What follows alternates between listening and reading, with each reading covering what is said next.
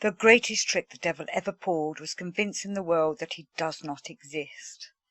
These are the words of Charles Baudelaire. The devil has many names and comes in many guises. And some people get the devil mixed up with Lucifer or Satan, though maybe the devil is just an umbrella name for anybody who opposes the divine. Satan was the adversary, or is the adversary, for those who still believe he exists.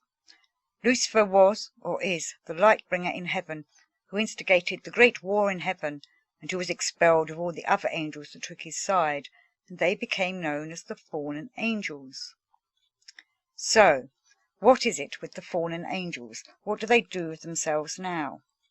What is it that their leader Lucifer is planning? According to Rudolf Steiner, Lucifer comes through the mind. Lucifer puts thoughts in our mind that makes us doubt, makes us question, makes us close our mind to the heavenly forces. The Luciferic forces that enter our mind whisper ideas that deter us from the divine source. The Luciferic forces want us to forget about God. The Luciferic forces want us not to believe in God. So people who demand, "Give me proof of God," are actually being influenced by the Luciferic forces. That is, Lucifer, in their mind, making them question faith. Lucifer directs them to think rationally, too rationally, to the point where they cannot accept anything unless they have evidence and proof.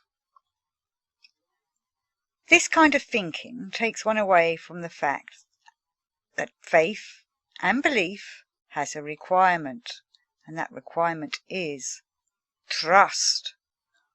One trusts in the faith and belief one has for the divine, and that one does not need proof. One knows that one does not need proof. Yet Lucifer puts into our heads questions that leads one away from faith and belief. The divine source, God, is not here to give us proof that he exists, and I'm just going to apologise now to those who want God to be a female.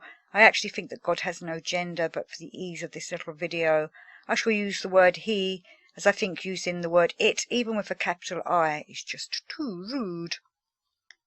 God wants believers, those with a strong faith, not people who test him to prove his existence. God does not need to prove anything because God gave the people free will. With free will, one is able to determine for oneself what one does or does not believe in. God gave the people free will so that they can decide whether or not they want to put their trust in him. And this is why Lucifer is able to enter humans' minds, men's and women's, because we are free beings who can listen to who or what we want. Though, of course, rational people would never consider that Lucifer can influence them through their mind. They're far too rational for that. Surely it's their own voices they can hear.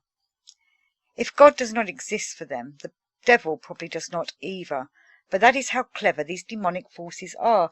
They make us think they do not exist while subtly influencing people's minds. The dark forces are here to distract us from the divine with questions and ideas that make one query one's faith and belief in a God and in a, divine source. And instead, these dark forces direct people to look for rational explanations for their own existence on earth, making humans look with earthly eyes instead of with their spiritual eyes.